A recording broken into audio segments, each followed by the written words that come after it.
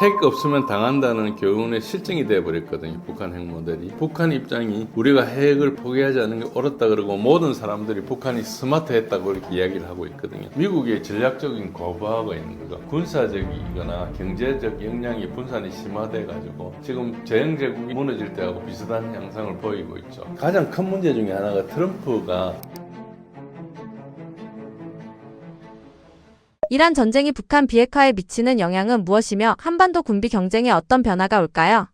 지금은 북한 핵 모델에 대해서 한동안 우리가 그걸 손을 놓고 있죠. 근데 하나 분명한 것은 핵 없으면 당한다는 교훈의 실증이 되어버렸거든요. 북한 핵 모델이. 그러다 보니까 뭐 가다피도 그렇고 후세인도 그렇고 지금 이란도 공격 당하는 것이 핵을 포기해서 당하는 것이 국제 무대에서 3번 실증이 된 겁니다. 그러니까 북한 입장이 우리가 핵을 포기하지 않는 게 옳았다 그러고 모든 사람들이 북한이 스마트했다고 이렇게 이야기를 하고 있거든요. 그러니까 앞으로 이제 안 그래도 힘든데 비핵화 협상에 이제 레버리지가 극도로 이제 짧아진 거죠. 그리고 이제 만약에 다시 이란의 핵무장을 가속하면은 북한이 결국은 이란도 핵으로 갔다는 논리로 이제 앞으로 핵 동결에 대한 협상이 더 어려워지는 그런 측면이 있죠. 두 번째로 우리가 방어를 하기 위해서 사드 문제가 있었지 않습니까? 사드를 가지고 우리가 굉장히 오랫동안 외교적인 문제도 겪고 힘들었는데 이거를 쉽게 빼가 버렸어요. 그리고 지금 사드하고 패트리어트를 빼가지고 한국에 이제 그 다층 방어 체계에서 방어 공백이 있는데 이걸 쉽게 빠른 시간에 메울 수가 없는 거죠. 그래서 이제 북한이 드론도 있고 이런 식으로 FPV 군집 전술을 분명히 러우전에 참전했기 때문에 배워왔을 건데 그러면 우리 방공 체계에 엄청난 재검토가 필요하죠. 이게 핵하고 섞이기 때문에 굉장히 어려운 측면이 있죠. 그리고 세 번째는 한국 방위 산업의 역설적 기회도 있습니다.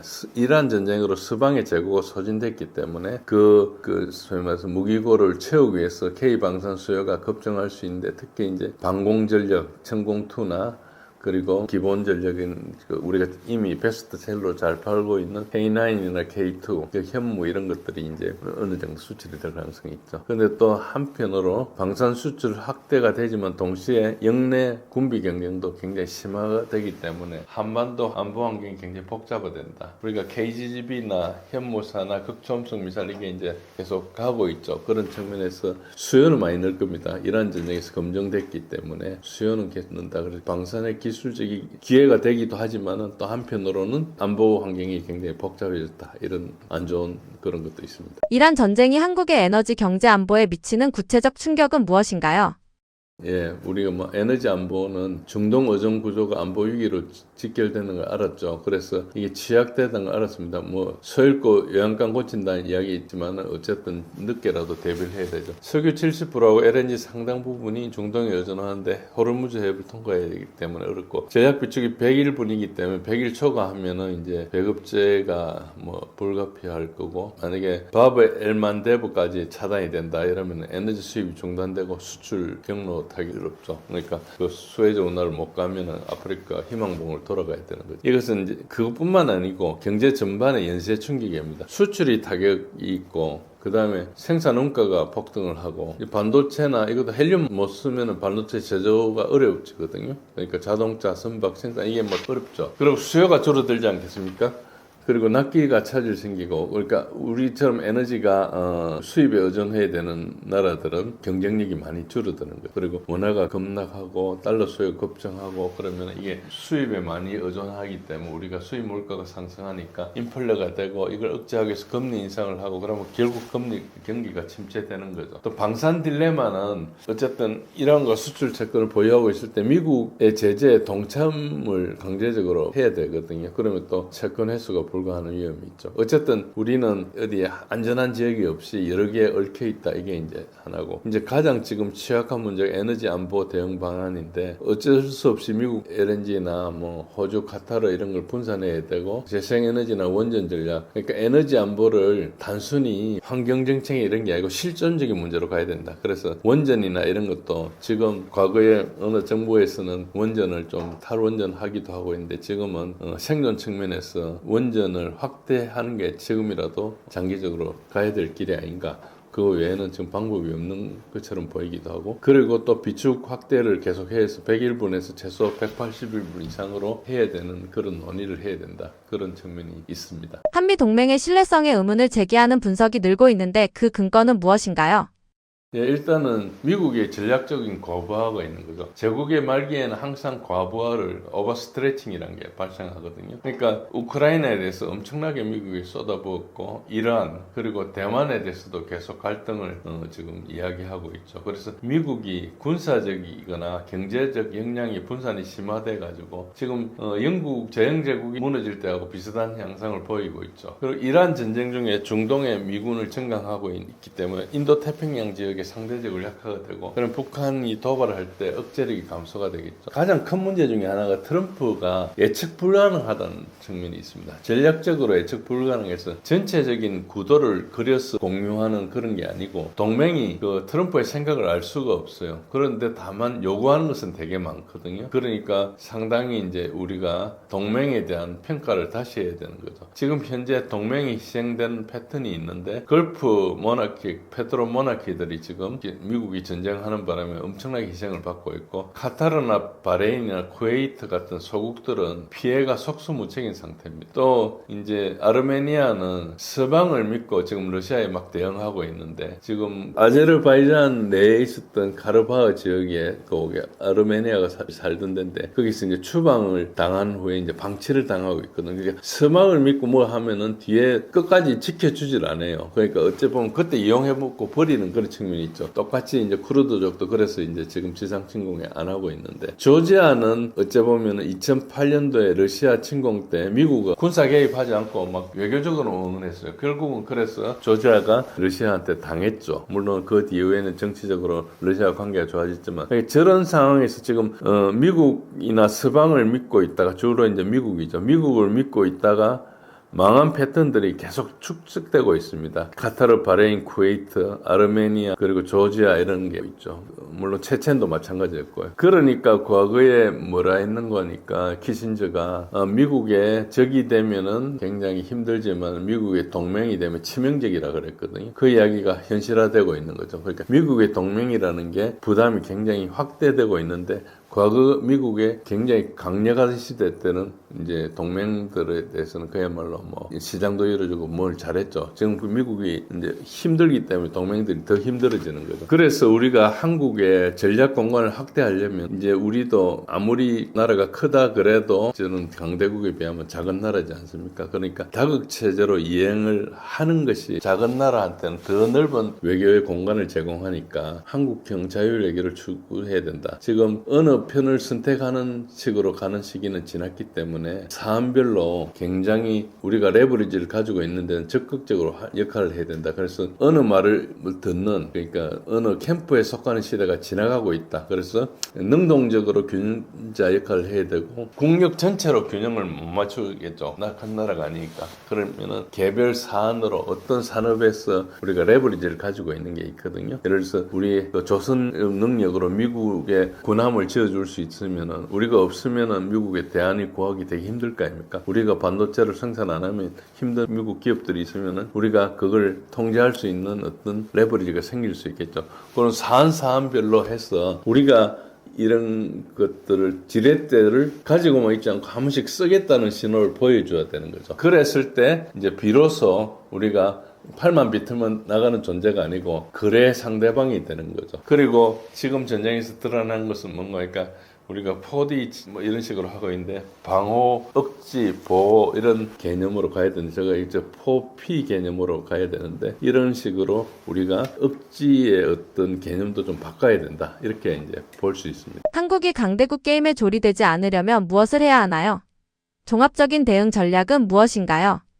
예, 우리는 이제 기본적으로 자율 외교가 중요하고 정보 식민지화를 경계해야 됩니다. 우리가 이제 중견국인데 대략 한 5가지 과제로 나눌 수 있는데 지금도 그 외국 자금이나 훈련 여론 주도층이 한국의 자율적 외교를 제약할 수 있거든요. 뭐 오마당이라는 것도 있었고 지금 또 이제 USAID나 이런 다른 나라는 하는데 우리나라는 어떻게 하고 있는지 몰라요. 그런데 여론을 주도할 때 여러 가지 이야기를 하는데 지금 굉장히 특징적인 것 중에 하나는 서방 언론의 내러티브 우리에 그대로 보도되고 있거든요. 그러니까 둘 중에 하나죠. 그 언론기관들이 서방의 자금을 받아서 운영되고 있거나 아니면은 우리 언론기관들이 너무나 배신이나 이런 거 다루는 데가 영세해가지고 자율적으로 어떤 평론이나 보도를 못했어. 그냥 뺏겼을거나 뭐 둘 중에 하나겠죠. 그렇지만은 전반적으로 우리나라 정도 되는 데서는 당연히 여론 조작을 시도할 겁니다. 증거는 우리가 없지만은 다른 나라에서 보면 그런 정황을 알 수 있죠. 그래서 이런 것들을 독립적으로 하기 위해서는 국익에 기반한 전략적 사고 역량을 유지해야 돼요. 그러니까 집단 내부가 외부에서 프로그램 당하지 않도록. 요즘 AI 같은 게 계속 발전하면은 그런 시도가 계속 있거든요. 그래서 이제 이런 것을 경계해야 되는 게 가장 큰 거죠. 그래서 우리가 자율적으로 생각하고 우리가 전략적으로 사고를 하는 것이 굉장히 중요해진다.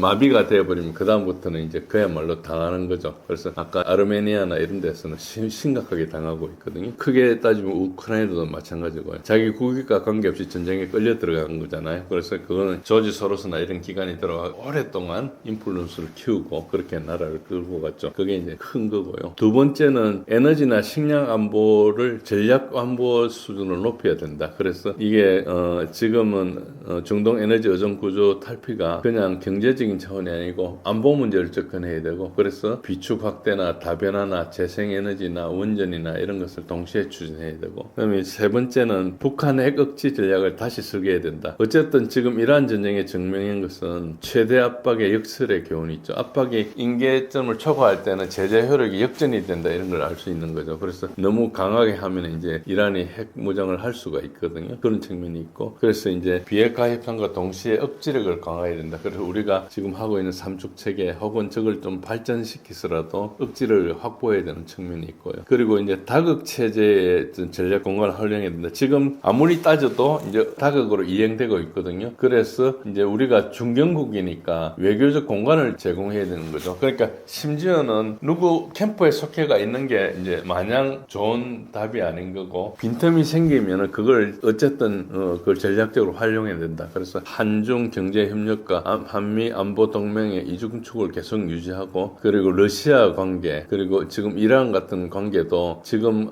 에너지 안보 때문에 우리가 이란하고 관계를 개선하려면 기존에 있던 그 경제 제재 같은데 탈피를 하고 미국한테 요구를 해서 우리가 살기 위해서 이란과 관계를 개선해야 된다, 이런 요구를 하고 그런 이야기를 해야 돼요. 왜냐니까 그냥 평시에는 그 제재에 동참하고 있을 수 있지만은 어려우니까 이제 해야 되는 거죠. 특히 러시아 에너지를 쓰는 문제에 대해서도 지금 적극적으로 나와야 되고, 그걸 관계로 과거 우크라이나 전쟁에 대해서 우리가 했던 외교적 실수, 우크라이나 지원과 러시아 제재에 동참했던 걸 빨리 탈피를 해야 되는 거예요. 요 기회가 열렸을 때 하는 게 좋아요. 미국도 우리를 그걸 가지고 한업 족쇄를 치울 수 있는 상황이 아니거든요. 우리가 괜히 겁먹고 있으면 안 되는 거예요. 그런 측면이 있고, 그래서 우리가 한국과 러시아 관계, 한국과 아시안 관계 이런 것도 다변화해야 되고, 그래서 이제 결국은 특수이익 집단이 한국의 외교 안보 정책을 포획하는 걸 방지하고, 특히 뭐 방산업체나 특정 국가 로비 집단이 만약에 우리의 자유를 제한하거나 친서방이나 친중국이거나 어디에 얽매여가지고 우리가 직접 하지 못하도록 이렇게 이익을 견제하는 식으로 하는 것을 막아야 되고, 우리가 직접 국민이 외교 안보 정책 수립에 능동적으로 참여하는 민주적 가버넌스 강화를 해야 된다. 이게 이 이란 전쟁이 던져주는 어떤 교훈입니다. 전쟁을 시작할 때 미국과 이스라엘의 오판이 있다는 분석이 있습니다. 어떤 내용인가요?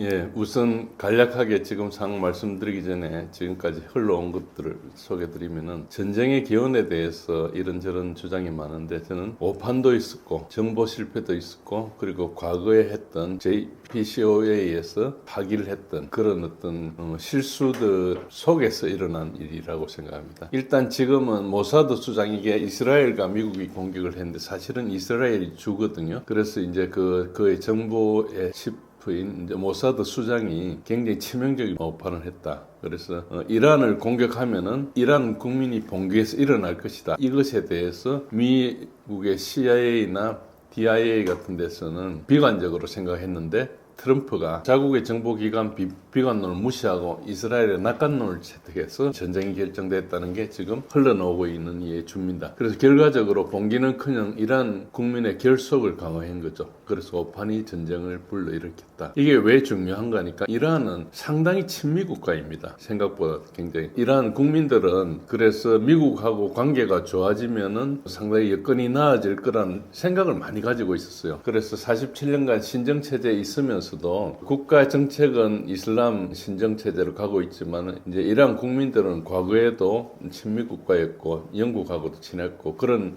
전력이 있기 때문에 외교적으로 관계만 좋아지면 될 거라고 생각했는데 지금 이제 공격을 받고 보니까 이란이라는 나라를 쪼개가지고 완전히 분할해가지고 점령하려고 하는구나 이런 것을 이제 이란 국민들은 느끼고 오히려 결속을 강화했습니다. 그래서 이제 나중에 외교적으로 잘 되고 못 되고는 나중 일이고 지금 생존을 해야 된다 이런 생각을 하게 됐죠. 그런 측면에서 이 모사드에서 했던 그 정보 판단이 그걸 가지고 트럼프가 그 전쟁을 선택했던 이게 이제 가장 결정적인 문제고 두 번째는 이제 2015년도 오바마 때 이란과 미국이 JCPOA를 맺었습니다. 이걸 맺으면서 이게 이제 유엔 안보리에서도 승인했고 유엔 안보리에 있는 5개 국가에다가 독일까지 해서 6개 국가가 이제 했던 큰 국제 조약이거든요. 이것을 2018년도 트럼프 일기에 때 일방적으로 탈퇴를 했어요. 그리고 그 탈퇴 이유도 명시되지 않은 말도 안 되는 이유로 탈퇴를 했습니다. 그러다 보니까 이란에서는 미국하고 조약을 서명하고 안보리에서 보장을 해줘도 이게 의미가 없구나. 미국이 탈퇴하면 그만이구나. 그래서 이제 신뢰가 완전히 붕괴돼 버렸습니다. 그래서 지금 최근에 이 전쟁 시작하기 전에 2026년 2월 달에 제네바 협상을 했지 않습니까? 그때도 이란은 전쟁을 피하려고 수용 가능한 조건을 제시해가지고 사실상 핵 그 농축이나 이런 것들 거의 대부분 포기했었어요. 그게 중재를 했던 오만 외무부 장관이 대부분 다 올라와 있다 그랬었는데 트럼프가 그걸 거부하고 전쟁을 개시했습니다. 그러니까 그때 협상 자체는 전쟁 준비를 하기 위해서 시간을 끈 것뿐이지 본래 협상할 생각이 처음부터 없었다고 생각하는 거죠. 그래서 퀸시 인스티튜트에 있는 파르시 박사는 2026년 금년 2월 27일이 잃어버린 황금 기회다. 그때 예방 가능한 전쟁이었는데 그 다음날 전쟁을 하는 바람에 지금 이런 일이 벌어졌고 앞으로 이 일은 굉장히 해결하기 힘들다 이런 주장을 하고 있는데 상당히 설득력을 얻고 있습니다. 그리고 이게 협상 실패 구조가 협상 실패 이론이 미국과 이스라엘이 기대했던 것은 단기 타격으로 정권 교체가 가능하다 이랬는데 결국은 이란은 절대 동의하지 않았죠. 그래서 어째 보면 공적 기관의 정보가 아니고 어쨌든 사적 정보의 비대칭 즉 이란의 실제 군사 역량에 대해서 서방이 굉장히 과소평가한 거죠. 그러니까 이게 약간 그 강대국의 오만이라 그럴까요? 이런 생각에 이제 이란을 별거 아닌 걸로 이렇게 봤는데 결국은 이게 핵이나 미사일이나 이런 문제가 아니고 이란의 독립성에 대한 것이 진짜 갈등이거든요. 그래서 미국이 이란의 주권을 행사하게 놔두느냐 아니면은 그걸 통제하느냐의 전쟁이 되어버린 겁니다. 이 전쟁의 진짜 목표가 이란이 아니라는 분석이 있는데 어떤 의미인가요? 이게 이제 이란은 당장의 목표지만 크게 보면은 러시아와 중국을 겨냥한 전략입니다. 이란은 러시아, 중국에 대한 어떤 핵심 전략의 연결고리입니다. 일단은 러시아하고 중국하고 겹치는 데가 1대1로 하고 남북 운송 회랑이 겹치는 데가 이란이거든요. 그 이란이 이제 인도양에서 와가지고 페르시아만을 통해서 이란으로 철로 수송을 한 다음에 다시 이제 카스피해를 통해서 갈 수도 있지 않습니까? 그러니까 이제 이란이 어떤 교통 요지가 돼버린 거죠. 그래서 지금 이걸 개발하고 있는데 뒤늦게 미국에서는 바이든 때부터 시작해가지고 MEC라 해서 그걸 대체하는 라인을 개발하고 있었어요. 그러니까 이게 어째 보면 이제 도로 개발을 하는데 누가 그 도로의 선정권을 가지느냐의 싸움이 된 거죠. 그렇게 돼가지고 이제 특히 미국은 중국이 시작하는 1대1로 뭐 러시아가 하는 것은 그다지 많지 않습니다. 그러나 러시아는 이제 바다가 대부분 막혀 있으니까 남방 수송로가 굉장히 남북 수송 해랑이 굉장히 중요한 것이고요. 그런 차원이 있고 조금 밑에 내려가면 나중에 말씀드리겠지만은 카프카스 지역에 거기가 이란 북쪽이고 이제 러시아 남쪽이 되는 거죠. 거기에도 여러 가지 분쟁을 일으켜 놔가지고 조지아라든지 아르메니아라든지 아제르바이잔 이런 게 있습니다. 그런 쪽에서도 미국이 지난번에 트럼프 대통령이 작년에 이제 아르메니아와 아제르바이잔 간에 이제 뭐 이렇게 협력 맺어가지고 그 장가주로 회랑이 난 거기를 미국이 가서 뭐 트럼프 번영길이라 이러면서 100년 동안 이제 미국이 그 길을 보호해 주는 거죠. 그렇게 하면서 어떤 이득을 가지려 하는데 그건 러시아한테도 위협이 되고 이란한테도 위협이 됐죠. 그런 식으로 이제 계속 이쪽을 틈새를 들어가려고 노력했습니다. 이게 왜 중요한가 하니까 미국도 엄밀하게 따지면 해양 세력이고 영국도 해양 세력이지 않습니까? 근데 이 대륙에서 일어나는 그 연결 부분에 뭔가 들어가야 되는데 이제 들어갈 길이 없었던 거예요. 그런데 그동안에 소련에서 이제 이제 이탈해가지고 아르메니아나 아제르바이잔이나 조지아나 이런 데가 90년대에 많은 분쟁을 일으켜 놨었거든요. 거기 미국이나 이런 데서 이제 돈을 주고 뭐 CIA나 이런 데 들어가가지고 굉장히 많이 분쟁을 일으켜 놨습니다. 그런 식으로 분쟁이 일어난 게 이제 본래 영국이 지배하는 디바이드 앤 룰의 방법이거든요. 그래서 이제 그런 식으로 일어나다 보니까 그게 어째 보면은 분쟁 해결사로 들어갈 수 있는 거죠. 아르메니아는 아제르바이잔 같은 나라는 작은 나라고요. 그리고 물론 아제르바이잔은 바쿠의 유전이 있어가지고 이제 좀 부유해졌지만 과거에는 아르메니아 아제르바이잔 전쟁을 했을 때 아르메니아가 처음에 이기기도 했어요. 지금은 이제 아르메니아가 원체 부유해졌기 때문에 아르메니아를 쉽게 이겨가지고 이번에는 이제 지난 24년도죠. 그때는 이제 오히려 아제르바이잔이 이겼는데요. 그런 식으로 해서 이제 거기 이제 틈새를 박아놨어요. 그러다 보니까 러시아와 중국이 연결해가지고 거대하게 대륙 국가들 간에 교통로를 만들어 놓으면은 이제 미국이 함정을 가지고 해군을 가지고 통제하던 병목 지점에서 탈출을 하게 되는 거예요. 그러니까 이제 중요한 거래가 탈출하게 되니까 거기를 방해해야 되는 측면이 있고, 두 번째는 중국이 점차 커지고 있거든요. 점차 커지고 있는데 중국이 압도적으로 미국보다 강해지기 전에, 지금 앞으로 뭐 10년, 20년 지나면은 중국이 압도적으로 강해질 거니까 미국이 어떻게 할 수가 없을 거니까 그 전에 대중국 최후의 전쟁을 위해서 사전 정지 작업이다. 이게 그래서 우크라이나 전쟁도 그렇고 이란 전쟁도 그렇고 한 몸통의 전쟁이다. 그걸 이제 우리가 투키디데스의 함정이라 그래요. 정치하는데 기존 패권자가 있으면 새로 도전하는 사람이 등장했을 때 전쟁을 반드시 한다. 그런 이론인데 저는 그 이론을 신봉하지는 않지만은 많은 사람들이 이제 그게 하나의 상식으로 받아들여지고 있거든요. 그러면 관념상에 전쟁을 해야 되겠다 이런 생각을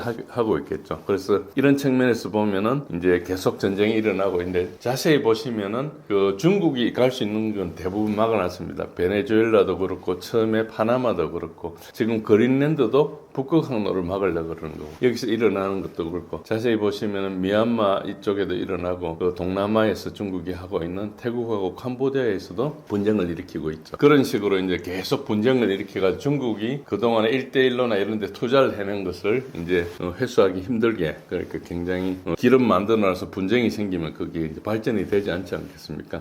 그리고 중국이 인프라에 투자를 했는데 그 회수가 잘 안 되고 하면은 이제 어째 보면은 1대1로에서 이제 벗어나려고 하는 그런 어떤 힘이 생기겠죠. 어쨌든 뭐 그런 식으로 계속 가고 있다. 이런 식으로 봐야 되고요. 그러다 보니까 이제 지금 미국은 어째 보면 시간을 다투고 있기 때문에 시간이 미국 편이 아니기 때문에 지금이 마지막 기회다. 이런 생각을 하고 있고, 그래서 이 전쟁을 통해서 여러 지역에 혼돈을 수출한다. 그래서 지금 강대국인 러시아가 중국을 직접 전쟁을 할 수 없으니까 그 사람들의 국력을 이제 전쟁을 일으켜가지고 갉아먹는 거죠. 그래서 지금 이란 전쟁은 페르시아만에서 에너지 공급을 차단하고 어쨌든 유가가 오르면은 중국은 석유를 수입해야 되니까 이제 에너지 공급망에 엄청나게 타격을 입겠죠. 그래서 지금도 전쟁을 잘 보시면 페르시아만 호르무즈 해협을 이란이 통제하고 있는데 중국 배들은 그냥 보내주거든요. 그리고 위안화로 결제를 하면은 그냥 통과시켜줘요. 그런 말은 이 핵심이 중국의 경제력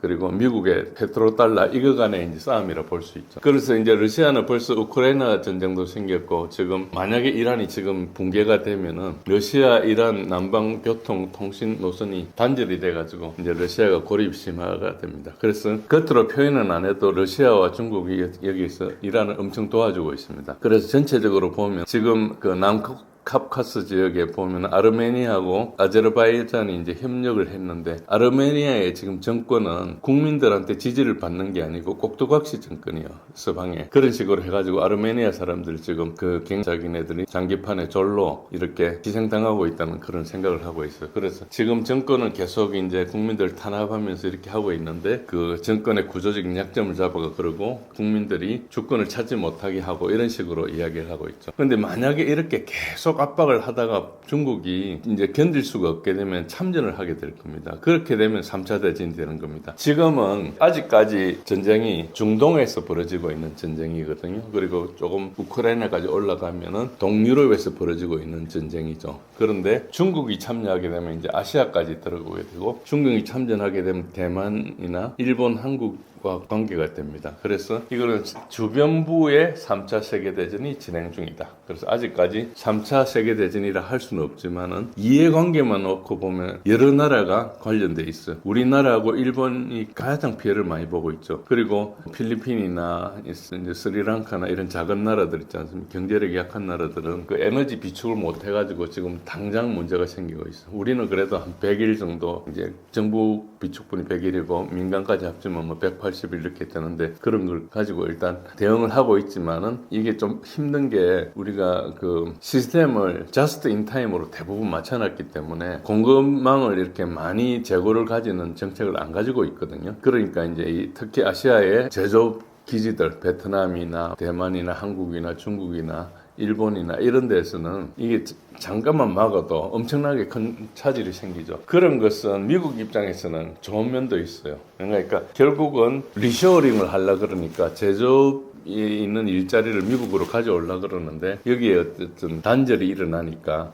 미국은 좋은 면도 있고 미국은 또 가스값이나 석유값이 오르니까 가스나 석유값이 오르는 이제 석유 회사들 이런 사람들한테 이제 정치적인 후원을 받아 그 사람들 이익을 위해서 이제 트럼프 정권이 일을 하고 있다 치면은 국민들이 뭐 죽어나든 말든 떠나서 자기한테 정치 후원하는 세력들을 이제 밀어주는 그런 측면에서 보면은 이해관계가 이해될 수 있죠. 그래서 이란에서 일어나는 것만 보지 말고 큰 틀에서 보면은 이제 일단 트럼프는 자기가 이제 중간 선거를 할 때 표를 얻기가 되게 힘든 상황이 돼 있지만은 지금 당장은 이해관계는 우선 자기 걸 챙기고 있는 거죠. 그러면서 이제 이 관계된 우리나라를 비롯해서 많은 나라들이 지금 희생을 보고 있다. 그래서 큰 그림으로는 미국이 러시아와 중국을 겨냥하고 있다. 이렇게 보시면 됩니다. 이란은 왜 협상 테이블에 나오지 않았으며 이란의 종전 요구 조건은 무엇인가요? 그래서 이제 이란, 트럼프가 뭐 협상을 이야기하고 여러 가지 이야기했는데, 이제 이란은 트럼프 말 떨어지자마자 바로 거절을 합니다. 이란은 어떤 논리인가 하니까, 이란은 또 전쟁을 자기가 멋대로 일으킬 수 없지 않습니까? 미국이 지금, 미국과 이스라엘이 전쟁을 일으킨 것이, 그래서 지금 피해를 보고 있지만, 국가란 차원에서 보면 이 전쟁이 일어났을 때 해결하는 게 중요하거든요. 그러니까 그거를 이제 우리 잔디 깎기라 그래요. 잔디가 어느 정도 자라면은 잔디 깎기를 하고 나서 또 지났다가 또 자라면 또 깎기 하고, 이런 식으로 이제 계속 당한다는 거죠. 그래서 다시 시작되지 않은 전쟁의 종결이 필요하다. 확실히 전쟁을 끝내려면은 이제 이 전쟁을 일으켰던 미국하고 이스라엘한테 엄청나게 비용을 부과해야 된다 이런 생각을 하고 있어요. 첫 번째 이제 이란 협상이 나오지 않는 이유는 JCPOA를 파기했지 않습니까? 합의를 아무리 해도 미국은 언제든지 뒤집는다는 생각을 하고 있죠. 그래서 합의를 해봐야 그건 아무 소용이 없고 종이 쪼가리 가치도 없다고 생각하는 거죠. 그리고 지금은 이제 이란이 많은 파괴가 일어났지만은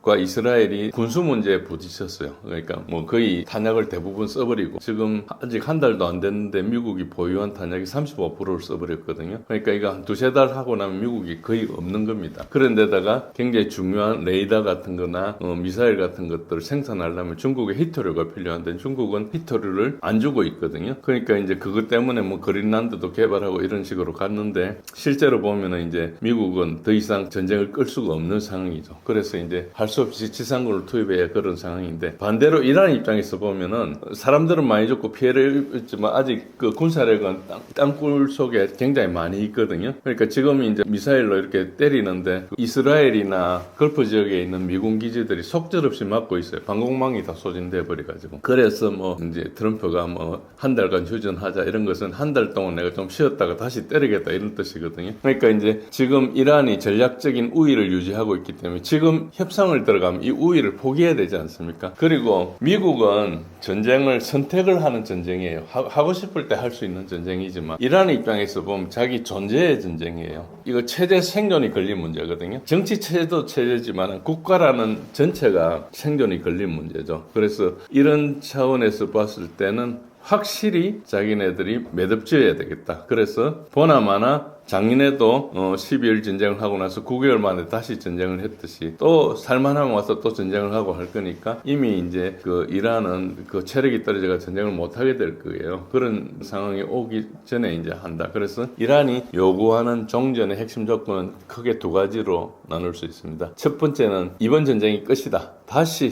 시작할 수 없는 전쟁을 하게 되겠다. 그래서 미국과 이스라엘은 이스라엘은 뭐 6개월 내지 8개월 지나가지고 다시 공격을 할 수 있는 그런 구조를 안 만들어놓고 완전히 불가한 구조를 하겠다. 그래서 걸프 지역에 있는 미군 기지들을 완전히 부숴버리고 다시는 미군을 그게 수용하지 못하도록 하는 거죠. 그렇게 하려면 어떻게 해야 되겠습니까? 그 미군 기지를 수용한 나라들을 부숴야 되는 거예요. 상당히 경제가 회복되지 못하게. 그래서 그거를 이제 그 수를 내다보고 있습니다. 그런데 아직까지는 그 확전 사다리를 보면 아직 그 초기 단계거든요. 아직까지 뭐가 있는가? 식량이나 그 사막의 귀중한 물이나 이런 것들이 있어요. 지금은 군사력을 부수고 있는데 이제 경제력을 부수기 시작하고 해수 담수화 같은 시설을 부수면은 거기는 자기 소비 물 소비량의 한 10% 20% 이렇게밖에 못 쓰거든요. 그러니까 나머지는 바닷물을 가지고 쓰는데 그걸 부숴 놓으면 이제 담수가 없으면 이제 사람이 살 수가 없게 되죠. 그러면 거기에 뭐 필리핀이나 인도 같은 데서 와가지고 하는 근로자가 있는, 예를 들어서 카타르 같으면 한 90 내지 95%가 외국인 근로자인데 그런 사람들이 버티지 못하고 나가게 되겠죠. 그럼 경제력이 무너지지 않습니까? 그리고 두바이 같으면 금융센터에다가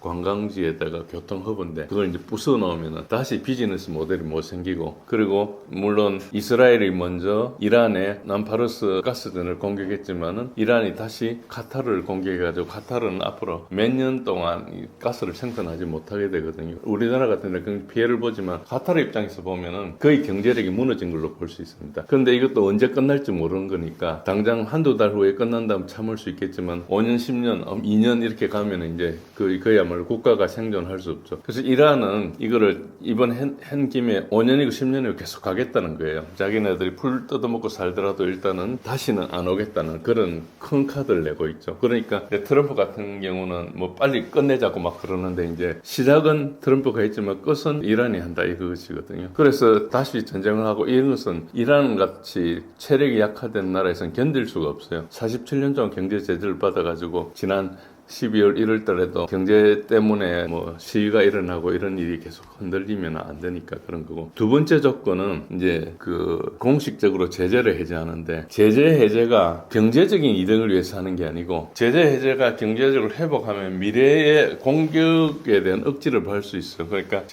경제가 돌아가면은 굉장히 많은 무기 같은 걸 생산하고 할 수 있으니까 다시 공격을 할 수 있으면 막을 수 있는 거죠. 그래서 이 경제 제재가 당장 뭐 소득의 문제가 아니고 국가의 억지력으로 이제 생각하는 거죠. 그래서 이란이 약해지면은 미국과 이스라엘이 언제든지 이게 기회의 창이 열렸다고 했을 때 다시 재공격을 할 수 있는 거니까 이란은 확실히 여기서 이제 내거는 거죠. 그러다 보니까 조건이 뭔가 하니까 걸프 지역에 미군을 철수하고 전쟁해가 부서진 걸 배상을 해라. 배상을 하면 거의 그 배상금 1조 달러 이상 갈 수가 있거든요. 근데 미국이 해줄 리는 없죠. 근데 이란에서 뭘 이야기했는가? 그거를 그 가격에 해당되는 것은 미국이나 이스라엘 자산을 부수겠다 그랬어요. 그러면 지금부터 1년 동안 이스라엘 부수면 이스라엘이 콩가루가 되지 않겠습니까? 이제 그런 식으로 계속 가는 거죠. 지금도 이스라엘은 내부에서 살기 힘들어서 시위가 많이 일어나고 있는데 보도 통제를 해서 이제 밖으로 안 알려지고 있죠. 그리고 이란이 지휘하고 있는 시아파 저항의 축들이 있어요. 그러니까 레바논의 헤즈볼라, 그리고 가자 지구에 있는 이제 하마스, 그리고 이 예멘에 있는 후티 반군, 이라크에 있는 시아파 반군, 여기들을 계속 가동을 하는 거죠. 그래서 이쪽에 이걸 공격하지 마라. 그래서 완전히 이익을 보장해가지고 앞으로도 종전이 되고 나서도 이 축은 계속 안전하게 유지를 해서 이제 이스라엘을 계속 압박하는 구조를 가져간다. 그리고 미사일 프로그램 협상에서 제외한다. 핵 문제 자체가 핑계일 뿐이고 결국은 이란의 독립성, 즉 미국에 숙여들지 않는, 그 굴복하지 않는 게 이제 진짜 갈등의 원인이죠. 이제 이란의 중앙은행 같은 경우는 미국의 민간은행이나 IMF나 이런 데 개입할 수 없거든요. 그런 것도 이제 금융자본 세력들이 어째 보면 이란을 껄끄럽게 생각하는 것 중에 하나인데 그런 시도를 이제 못하게 막는 거죠. 이게 되게 큰 바람 같은데 사실은 하나하나가 이란의 생존에 관한 문제가 있죠. 그래서 이란은 협상 논리는 그겁니다. 그래서 이게 받아들이지건 안 받아들이지건 지금 그 라인을 유지하고 있죠. 서방 주류 미디어가 잘 다루지 않는 시각, 난카카스 전문가들은 이 전쟁을 어떻게 보나요? 여기가 이제 지금 언론에서 보통 이야기하고 있지 않는데, 남카카스는 이제 이란의 북서쪽에 있고 이제 러시아의 남쪽에 있습니다. 거기가 이제 조지아, 아르메니아, 그리고 아제르바이잔이 있고, 그리고 터키하고 이란, 그리고 이라크 이쪽에 한 4천만 명의 쿠르드족이 살아요. 국가가 없이 이렇게 여러 데 있는데, 영국이 처음에 1차 대전을 하면서 그 쿠르드족한테 국가를 주겠다 했다가 전쟁에 참석시키고 나중에 약속을 안 지켰죠. 그런 식으로 돼 있는데, 그러니까 그 지역에 인종 갈등이 좀 있습니다. 그리고 이란의 서북부 지역은 아제르바이잔계가 굉장히 많이 살아요. 지금 이제 하메이니도 아제르바이잔계거든요. 최고 지도자. 그리고 지금 다시 그 아들이 최고 지도자가 됐죠. 모스타파 하메이니도 인종적으로 아르메니아계, 아제르바이잔계예요. 어쨌든 그렇지만 이제 그게 이제 시아파 벨트인데, 거기가 그 역사적인 것도 있고 뭐 여러 가지 이유로 거기를 한 30여 년 동안에 이제 분쟁을 많이 일으켜놨어요. 이나 유럽 세력들이 가가지고, 특히 영국 같은 데서 이제 아까 말씀드린 대로 대륙 지역에 들어갈 수가 없으니까 이제 디바이드 앤 룰이라 해가 그렇게 쭉 해놨는데, 이게 어느 정도인가 하니까 그 발칸반도 2호라고 이야기를 할 정도예요. 이미 90년대부터 체첸이나 조지아나 카르바흐 전쟁이 발발한 상태입니다. 그런데 체첸은 두 차례 전쟁, 조지아도 두 차례 전쟁하면서 완전히 이제 지금 러시아랑 친러시아가 돼버렸죠. 최근에 2년 전까지만 해도 조지아 뭐 드림이라 그래가지고 거기서 뭐 굉장히 많은 일이 일어나고, 뭐 프랑스 출신 사람이 조지아 대통령 되기도 하고 뭐 이런 게 있었는데, 조지아는 국민들이 이제 이게 다 친서방을 하는 게 서방이 우리를 이제 괴롭히려고 한다 이래가지고 이제 그야말로 친러시아로 다 대부분 돌아서 버렸어요. 근데 아직도 아제르바이잔과 아르메니아는 이제 그 친서방의 이제 영향을 받고 있죠, 정권이. 그래서 만약에 이란이 딱 붕괴가 되면은 아르메니아가 어떻게 되는 거예요? 아르메니아가 남북 연결 고리를 상실하고 터키하고 아제르바이잔의 패권에 노출돼요. 터키는 또 어떤 꿈을 가지고 있는 거니까, 과거 이제 오스만의 영광처럼 범터키 제국을 생각하고 있거든요. 그러다 보니까 그게 이제 아제르바이잔하고 협력이 되고 중간에 낀 아르메니아가 상당히 어렵게 되고, 지금 그거는 또 서방 세력의 어떤 지원을 받고 있습니다. 특히 이제 여기가 이스라엘과 또 연결돼 있어요. 유대인들이 이제 런던의 금융 세력하고 연결돼 있어서 이게 굉장히 복잡하지만은, 이스라엘의 석유는 어디서 오는가 하니까 아제르바이잔에 있는 바쿠 유전에서 와가지고 터키를 통해서 이렇게 지중해를 통해서 오거든요. 그래서 터키가 그 파이프를 잠그면 이스라엘은 석유가 없어서 굉장히 헤매게 돼 있습니다. 그럼에도 불구하고 계속 정치적으로 그걸 하는 거죠. 그래서 2023년 10월 7일 이후에 가자에서 엄청난 학살이 일어나가지고 죽은 사람만, 민간인만 7만 몇 명이 죽었지 않습니까?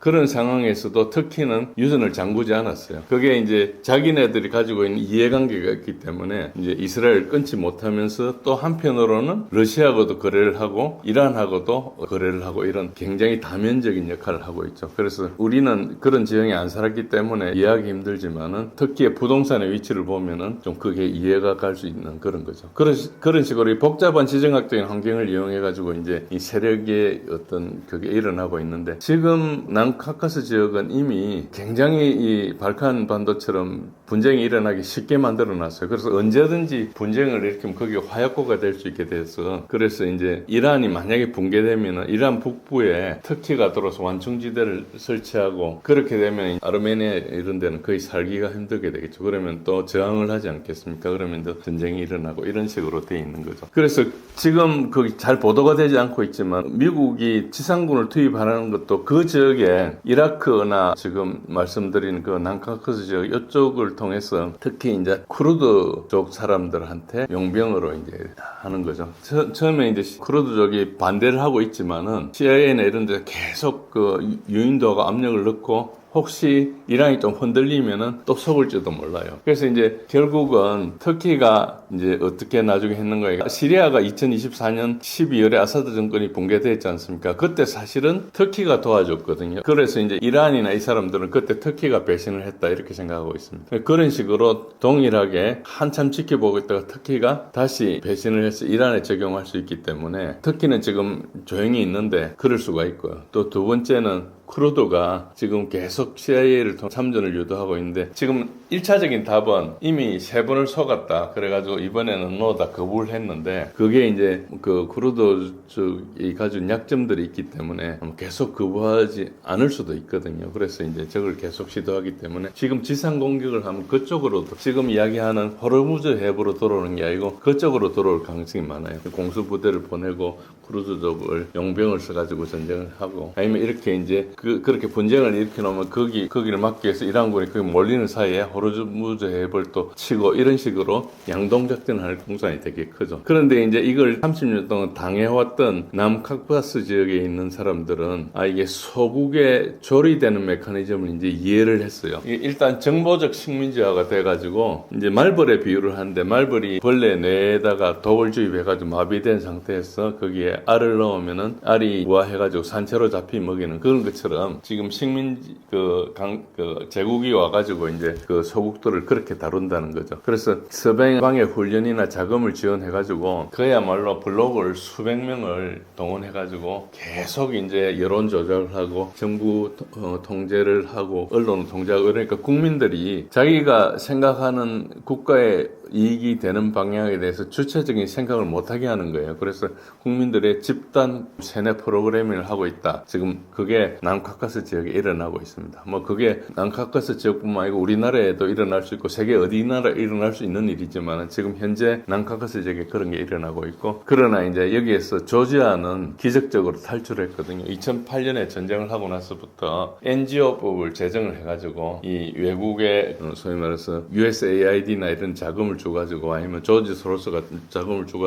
인플루언서를 양성해가지고 여론을 조작해가지고 바꾸는 이걸 못하게 막은 거죠. 그래서 일단 기적적으로 탈출한 성공 사례로 있기 때문에 아르메니아 같은 데서는 이제 이걸 좀 바라고 있는 거죠. 아르메니아 국민들은 하고 전혀 다른 생각으로 아르메니아 대통령이 아제르바이잔과 협상을 맺고 자기네들한테 굉장히 중요한 장가주르 해랑을 그야말로 팔아넘기고 이런 일이 일어나고 있기 때문에 이제 그렇게 되는 거죠. 어쨌든 그게 바로 이란의 적경에서 일어나고 있는 일입니다. 보시면은 이제 여기가 중요하게 러시아가 있고 이제 이란이 있지 않습니까? 지금 말씀드린 지역에 지금 분쟁을 일으키고 있는 지역입니다. 지금 발칸 반도는 잠시 좀 조용해져 있는데 이게 트럼프가 지금 좀 역할을 했어요. 의외로 트럼프가 역할을 했고 그리고 우크라이나는 4년 전부터 길게 따지면 12년 전부터 이제 전쟁을 하고 있는 것이 2014년부터 지금까지 분쟁이 되고 있죠. 지금 말씀드린 남카카스 지역이 저기가 중요하고 그 다음에 이제 밑에는 지금 지난 달부터 약 한 달 동안 전쟁이 일어났던 페르시아 걸프만에 파괴가 되고 있죠. 지금 그리지 않았지만 인도양 남쪽에 있는 파키스탄을 통해서 이란을 좀 공격하려는 그런 측면도 있습니다. 그래서 지금 이란이 폭격을 맞아가지고 굉장히 힘들지만은 이제 그래도 지상군을 투입하면은 이란이 저항을 할 수 있기 때문에 그 힘을 분산시키기 위해서 여러 가지 공작을 하고 있다. 이런 큰 그림을 보시고 앞으로 일어날 지상전을 조금 이렇게 생각해 보시면 참고가 될 겁니다. 전쟁의 법적 윤리적 문제는 없을까요?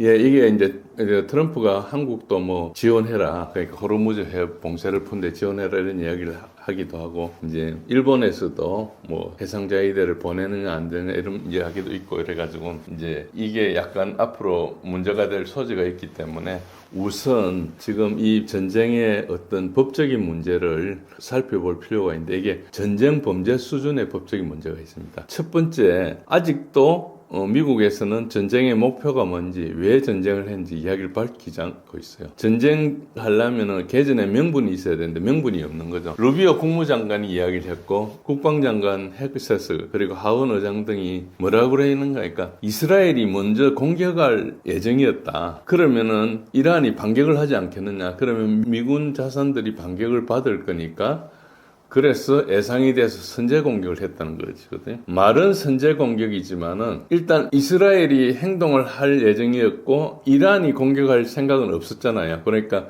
이란의 공격이 임박하지 않았기 때문에 그거는 프리엠티브 스트라이크 선제 공격의 요건에 해당되지 않습니다. 이스라엘이 공격하려는 것은 임박했을 수 있는데 어쨌든 그렇고요. 그래서 이거는 예방전쟁이었기 때문에 예방전쟁은 불법입니다. 그리고 요거를 트럼프 진영에 있었던 조 켄트 전 대테러 국장이 사임을 하면서 이야기했지 않습니까? 이란이 미국을 즉시 공격할 임박 위협이 존재 않았다. 그러니까 기본적으로 이것은 전쟁 요건에 해당되지 않고 그리고 전쟁 권한법을 위반하고 있는 겁니다. 의회 승인 없이 대통령이 단독 전쟁을 결정한 것이거든요. 물론 60일 지나면 이제 의회 승인을 받아야 되니까 그 전에 종전하기 위해서 4월 7일인가 뭐 그 날짜를 제시했잖아요. 4월 17일인가 그 날짜를 제시해가지고 그 전에 이제 끝내겠다는 식으로 이야기를 하고 있는데 어쨌든 국제법상으로 이제 이 유엔 헌장에 위반되는 걸 했고요. 그 다음에 이제 국제 인도법을 위반했는데 어쨌든 그 본래 미 국방부에서는 민간인 피해를 사전에 심사하는 부대가 있었어요. 공격을 하기 위해서 그 전에 이 지역의 표적에 대해서 공격을 하면 민간인이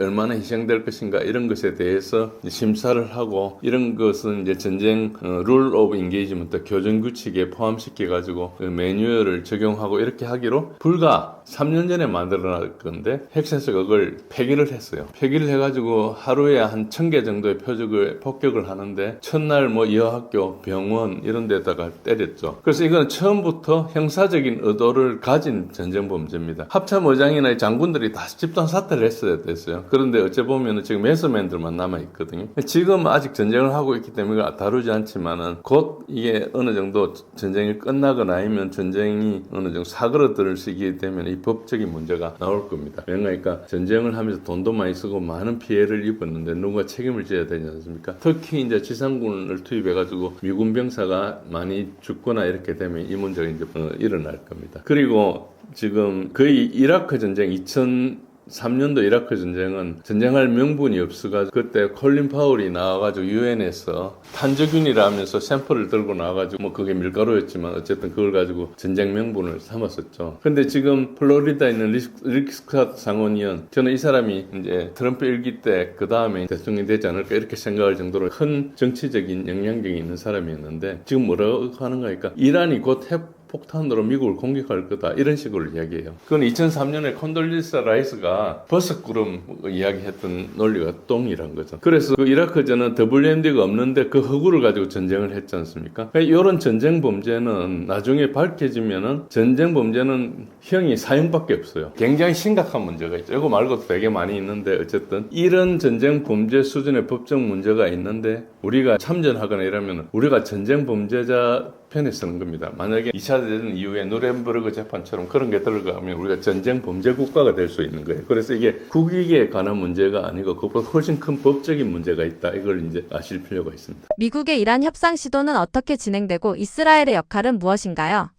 예, 이게 좀 복잡한데 미국과 이스라엘의 관계는 일단 아까 루비오도 이야기했지만 이스라엘이 공격하면은 이란이 반격을 할 거니까 미국이 공격을 한다. 이 주장이 어떻게 되는 거 하니까 그걸 피하기 위해서 미국이 공격했다는 거 아닙니까? 그 말은 뭔가 하니까 이스라엘이 공격을 하는 것에 대해서 사전에 알았다는 것이고 두 번째는 이스라엘이 공격하는 것을 미국이 막을 수 없었다는 겁니다. 그러니까 이스라엘이 미국보다 힘이 있는 거죠. 그게 어떤 경로를 통해서 그렇게 되는지 모르지만 이 전쟁에 대해서 가장 정치적 결정을 하는 최종적인 책임자는 뭐 대통령이지만 그 참모로서 책임자는 국무장관이거든요. 국무장관이 국가안보보좌관하고 겸임을 하고 있지 않습니까? 이게 이제 키신저 이후에 처음인데요. 어쨌든 저 사람이 한 이야기가 우리도 이제 이스라엘 통제하지 못한다. 이스라엘 하면 우리가 따라갈 수밖에 없다. 이걸 이야기하고 있는 거고요. 그리고 이 작전 계획은 이스라엘과 미국이 공동 작전을 해야 됩니다. 이게 그냥 일어난 것지만 최소한 수개월 전부터 준비를 해야 됩니다. 표적들을 다 개발해야 되고 그걸 예를 들어서 이제 싱크로나이즈를 해야 되거든요. 서로 간에 데이터 링크나 아니면은 이제 공중급유를 가지고 와서 이제 급유를 해가지고 하고 하지 않습니까? 그런 것들이 전부 다 들어가는 겁니다. 어쨌든 그걸 이제 우리 보통 이제 연합작전이기 때문에 굉장히 까다롭고 힘든데 그런 걸 다 하기 위해서 모든 것을 이제 사전에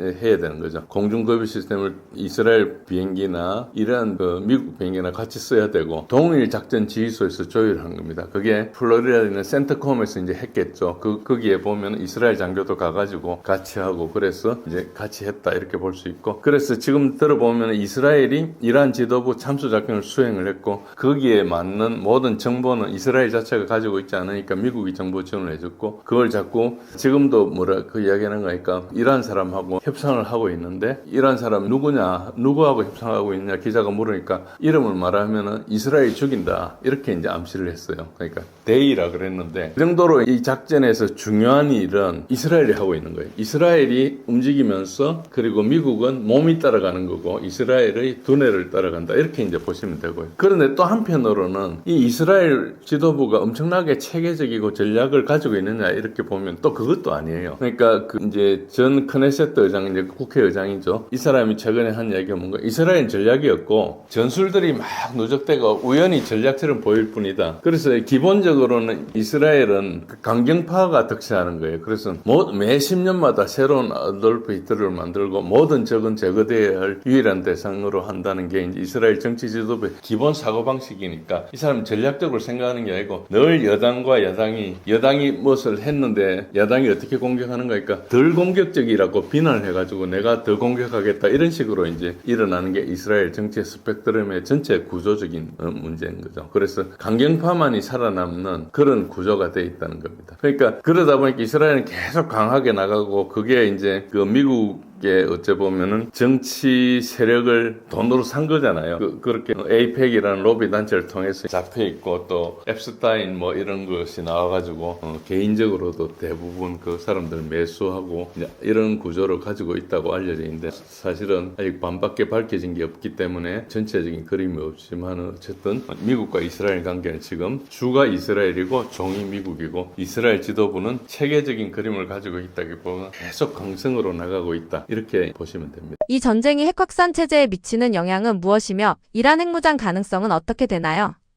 예, 일단 NPT 체제가 굉장히 붕괴 위험이 있습니다. 이란의 핵무장이나 전술핵 사용 가능성이 있는데 전술핵은 이제 미국에 쓰는 거죠. 일단 하메이니 때 파트와가 이제 핵무기의 제조 보유, 사용은 이슬람 교리 위반이다 이렇게 해가지고 헌법 위에 있는 종교 칙령으로 핵무장을 이제 막았어요. 그런데 이란이 이미 우라늄의 작년에 60%였는데 지금 아마 90% 가까이 농축했을 가능성이 있습니다. 저거는 누구도 모르는 거고요. IAEA에서는 수주 내에서 수개월 사이에 핵무기 제조 기술을 보유했다 이렇게 이야기를 하고 있죠. 물론 저것도 뭐 근거가 꽤 있습니다. 그리고 하메네이가 죽었기 때문에 파트와는 자동 소멸됐고 후계자인 아들 무스타바 하메이니는 이걸 다시 재발령할 의무가 없어요. 그러니까 지금 현재 핵무장에 법적으로 장벽이 제거되어 있는 상태입니다. 핵을 만들었을 수도 있습니다. 그러니까 결국 어떻게 되는 거니까 이게 어떤 문제가 있는 거니까 가다피하고 이제 사담 후세인이 핵과 WMD를 포기하고 난 다음에 제거가 됐지 않습니까? 근데 북한은 핵을 유지 후에 생존하고 돼 있어요. 그러니까 모든 나라들이 핵을 가지고 있으면 전쟁을 안 당하는데 핵을 안 가지고 있으니까 오히려 공격을 당하는구나. 그러니까 서방의 입장에서 보면 핵을 막으려다가 핵을 유발하는 그런 역설적인 상황이 되죠. 결국은 NPT 체제가 붕괴될 수밖에 없고 그리고 전술핵 사용 가능성이 어찌 보면 전쟁하다가 안 되면은 할 수 있지 않겠습니까? 미국에서 그렇게 할 수도 있고 그리고 또 한편으로 이스라엘 가지고 있는 삼손 옵션이라는 게 있습니다. 삼손 옵션은 공식적인 교리가 아니에요. 그런데 이스라엘 저런 걸 하고 있다는 소문이 오래전부터 나 있었죠. 이스라엘은 핵 선제 사용을 계속 할 수 있다고 주장하고 있고 그게 기준이 뭔가 이란의 반격이 너무 심해가지고 이스라엘 존재가 위협 수준에 도달할 경우에 그렇다. 그러니까 미국 입장에서 그리고 이스라엘 입장에서 분기가 뭔가 그러니까 이스라엘은 이 전쟁이 존재 전쟁, 생존 전쟁이 되고 있고 미국은 선택의 전쟁이 되고 있으니까 미국이 이스라엘 통제하는 데가 한계가 있는 거죠. 그러니까 삼손 옵션 물론 이스라엘 마지막 카드입니다.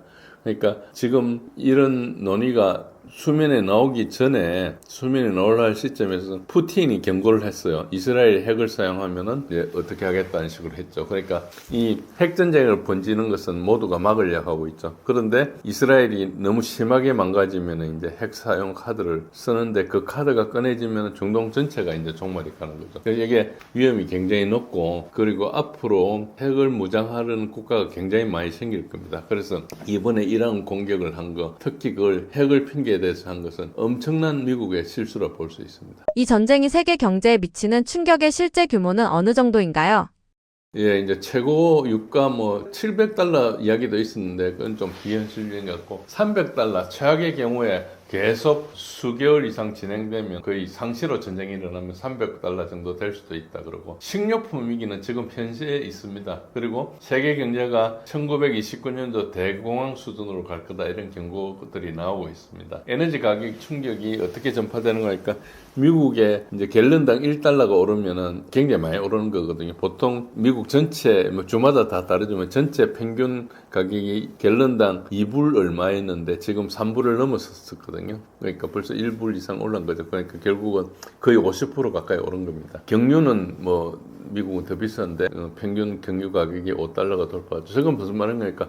트럭을 가지고 요금을 굉장히 많이 낸대 미국은. 그러니까 트럭 운행 비용이 이제 단가가 오르니까 슈퍼마켓이나 식료품이 이제 가격이 오르고, 그리고 국방부에서 굉장히 이제 그 정책을 했던 레리 율커슨 대령이라고 있는데, 이분이 한 이야기가 이란 전쟁이 과거에 이제 모든 자기가 시나리오를 해봤는데 이란 전쟁이 나면 모든 시나리오에서 유가가 300불까지 도달한다 이런 이야기를 한 적이 있어요. 그러니까 이거는 전쟁이 장기화되는 시나리오가 있는 거죠. 벌써 대만에서 지금 TSMC가 문제가 생기고 있죠. 헬륨 안 들어가서 있는 거고, 대만은 또 LNG 비축량이 11일분밖에 없어서 대만은 LNG로 발전을 많이 하거든요. 그런 문제가 있고, 아시아 국가들은 대부분 저 문제가 있습니다. 그러니까 시스템 자체가 제조업을 하면서 재고를 최소화하는 just in time 그 식으로 라인을 깔아놨기 때문에 재고가 많이 없어요. 재고가 있는 것 자체가 비효율이겠는데, 이제 문제는 이런 위기 때 대응을 못한다는 문제가 있죠. 평소에는 효율적인데요. 그리고 식량 위기가 이제 연쇄 충격이 되는데, 지금 이게 무슨 말인가 하니까 비료를 못 가지고 오기 때문에 앞으로 수확에 상당히 문제가 생기고 또 난민이 많이 생길 거다. 그리고 글로벌 위기가 있다. 이게 이제 유엔 대표가 그렇게 이야기한 거고, 만약에 호르무즈 말고 바바 엘만데브까지 동시에 차단이 된다. 그러면 아시아, 유럽 식량 수송 경로에 타격이 있죠. 그래서 식료품 가격이 폭등할 거다. 그런 측면이 하나가 있죠. 지금 최근에 뉴스가 되는 것 중에 하나가 트럼프가 지금 대화를 하고 있다, 협상을 한다 이런 발표를 하고 나서 굉장히 지금 주가나 그 유가가 급증하고 있는데, 사전 베팅 이런 게 수억 달러 규모의 이제 이런 게 있어가지고 트럼프 내부자들이 거래를 했다 이런 이야기를 계속 가지고 있어요. 그래서 누군지는 밝혀지지 않았지만 확실한 것은 뭔가니까 트럼프 주변에서 주가나 에너지 가격을 조작해가 이익을 챙기고 그 비용을 나머지한테 준다. 그러니까 이 리더십에 대한 공격이 지적을 하는 거죠. 본래 리더십이란 게 무슨 어디 갈 때 제일 먼저 진입하고 제일 나중에 빠진다 이런 게 있지 않습니까? 자기 부하들한테 제일 앞장서서 뭐 돌파를 하고, 그리고 거기서 나갈 때 뭐 어떤 밥을 먹는다 할 때도 내가 제일 나중에 먹는다, 이런 설선수범이라는 게 있는데, 트럼프 리더십은 빌리언웨어들이 주변에 이걸 이용해서 자기 이익을 챙기고 나가는 거죠. 그러니까 국민들에 대해서 알 바가 아니다 이런 게 이제 계속 퍼지고 있는 그런 측면이 있습니다. 그래서 이게 한두 번은 견디겠지만 이게 반복이 되는 것은 이제 리더십의 위기로 올 수 있는 거죠. 이 전쟁으로 인해 트럼프의 지지율은 얼마나 떨어지고 있나요? 미국 정치에 미친 영향이 궁금합니다. 지금 몇 가지 이제 여론조사가 있는데, 하나의 특징적인 것은 미국 대통령은 이제 취임 이후에 시기별로 이제 지지율을 조사를 합니다. 그런데 지금 시점, 즉 취임한 지 이제 1년 2개월 정도 되는 시점에서 역대 조사한 것 중에 트럼프가 가장 최저치다. 미국 역사상 이 시점 기준으로 역대 최저 지지율 대통령이다. 지금 지지율 자체가 36%가 반대가 62%입니다. 그리고 당선이 될 때, 그러니까 2024년 11월 달하고 지지율을 비교해보면 지지율의 역전, 그때에 비해서 얼마나 더 떨어지냐 이렇게 할 수 있는데 33%가 떨어진 거예요. 그러니까 그 전에 지지율이 이제 69% 정도 됐다 치면은 지금 이제 36% 굉장히 많이 떨어진 거죠. 생활비 측면에서는 41%가 떨어졌고, 외교 정책에 대해서도 27%가 떨어졌습니다. 이러한 공습 지지는 35%가 반대하고 있고, 전쟁이 아니고 공습이라고 이렇게 프레임을 해가 조사했는데, 그랬어요. 전쟁이라 했으면 저것보다 훨씬 더 떨어질 겁니다. 그러니까 거의 절반 이상이, 3분의 2 이상이 반대한다고 볼 수 있죠. 그리고 트럼프의 핵심 기반인 남성 청년 유권자들이 대규모 이탈한 거죠. 그래서 2024년 대선에는 남성 유권자가 이제 플러스 13% 지지를 했다 치면 지금 마이너스 7%. 그러니까 결국 20포인트가 급락했기 때문에 공화당의 집권 구조가 위협이 되고 중간선거에서 굉장히 힘들게 돼 있죠. 특히 25세 이하의 남성들이 과거에는 플러스 5%였다 지금은 마이너스 10%니까 결국은 24%, 25%가 급락했죠. 그러니까 25세 이하의 남성들이 가장 이제 최대 이탈 집단이 되고 있습니다. 그래서 뭐 일단 심지어는 이렇게 붕괴가 되면은 굉장히 이제 힘들 거라 하는데, 이 과정에서 특수 이익 집단들이 이제 민주주의를 포획하고 있다. 즉 방산업체는 돈을 막 복사기로 찍어내서 끌어가고 있고, 지금 이 전쟁하면서 2천억 불 예산을 추가해달라고 그러고 있지 않습니까? 그리고 미국의 이스라엘 로비 단체인 에이펙이 미국 정책을 외국 정부의 이익을 맞추는 조직이다, 이렇게 공격을 지금 많이 하고 있고, 그래서 사람들이 No Kings 운동을 계속하고 있다. 시민이 직접 나서야 된다. 민주주의는 움직이는, 민주주의는 동사라 이런 표현이 있는데 결국 가만히 있어가 안 되고 행동을 해야 된다, 이렇게 하고 있고, 2026년 중간선거가 지금 예비선거부터 막 진행되고 있잖아요. 지금 분노가 투표장으로 전환되기 시작하고 있기 때문에 굉장히 지금 크게 바뀌고 있다, 이렇게 볼 수 있습니다. 주변부 제3차 세계대전이라는 개념은 무엇이고 중국이 참전하면 어떻게 되는 건가요? 이제 주변부 3차 대전이라는 게 이제 세계 3차 대전이라 할 수 없고, 이제 지금은 주변부 3차 대전이라 이런 말을 만들어내고 있는데, 이제 중국이 참전하면 이제 공시가 되는 거죠. 중국은 아직까지 전쟁으로 어디 가서 전쟁을 벌리는 나라는 아닙니다. 그러니까 사업으로 가는 거죠. 국가 체제는 공산주의고 국가 자본주의처럼 움직이고 있지만, 그래서 제국주의적인 거하고 비슷하게 1도1로 확대하고 지배력을 늘리고 있지만, 그러나 군사력으로 하고 있지는 않죠. 그런데 지금 이 핵 보유국들이 있기 때문에 이제 이때까지는 냉전 시절 이후에 대국들이 직접 충돌하지 않았는데, 지금 현재는 주변부 지역에서 대리전으로 싸우는 형태의 세계대전이 되고 있어요. 이미 우크라이나 전쟁은 우크라이나가 상관없고 미국과 러시아가 싸우는 것이거든요. 우크라이나가 대리고, 그리고 이란에서도 미국하고 이란, 러시아, 중국은 뒤에 있지만은 여러 가지 지원해주고 있어요. 그러니까 뭐 직접 싸우지는 않지만 이제 복합 대리전이 일어나고 있고, 만약에 미국이 이제 전투기를 가지고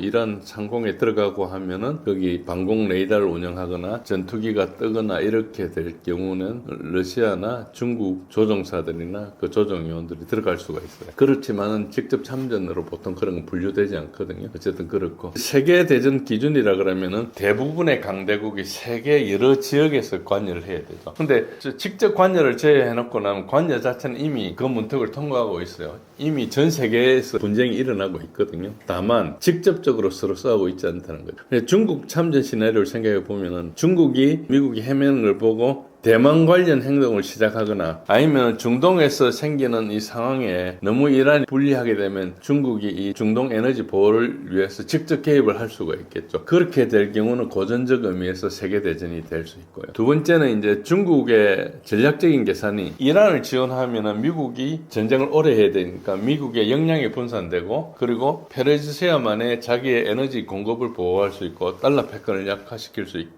기 때문에 참전을 원할 수도 있어요. 어느 시점이 되면. 지금은 진행 초기고 아직까지 폭격 정도로 하고 있기 때문에 큰 문제가 아니지만 계속 진행이 되면 그렇고, 현재도 이란의 그 무기 중에서 이제 베이더우, 그러니까 이제 중국판 이제 GPS죠. 이거 드론 미사일 유도 지원을 한다. 그리고 그것 때문에 이란 드론이 굉장히 정밀도가 향상됐다, 이런 주장이 있거든요. 중국에서는 공식적으로 이야기하지 않고 이란도 공식적으로 이야기하지 않고 있기 때문에 모르지만 기술적으로 보면은 거의 분명하다는 거 알 수 있죠. 그리고 정찰 위성으로 실시간 데이터를 중국이 주기도 하죠. 보통 지금 하면서 미국에서 상업 위성들한테 사진을 팔지 말라, 그리고 그 시점을 2주 후에 줘라, 이런 이야기를 하고 있거든요. 근데 중국은 자기 위성으로 찍어가지고 공개를 하고 있죠. 그래서 어디가 부서진지 우리가 알고 있는 게 대부분 중국에서 준 정보가 꽤 많이 있습니다. 물론 시간 지난 정보는 계속 이제 서방의 상업용 위성 회사에서 나오는 것도 있고요. 세 번째는 핵 억지에 낙관론과 그 조건입니다. 그러니까 미국, 러시아, 중국 핵 보유국 세 나라가 서로를 직접 핵 타격하는 사실상 불가능하죠. 결국은 국가 이익 때문에 그 논리로 안정화가 될 걸로 예측하고 있지만 그 조건이 있습니다. 미국이 진정으로 균형을 수행해야 되는데, 그러니까 이걸 외교를 해가지고 다시 뒤통수 도구로 사용 안 해야 되는데, 과연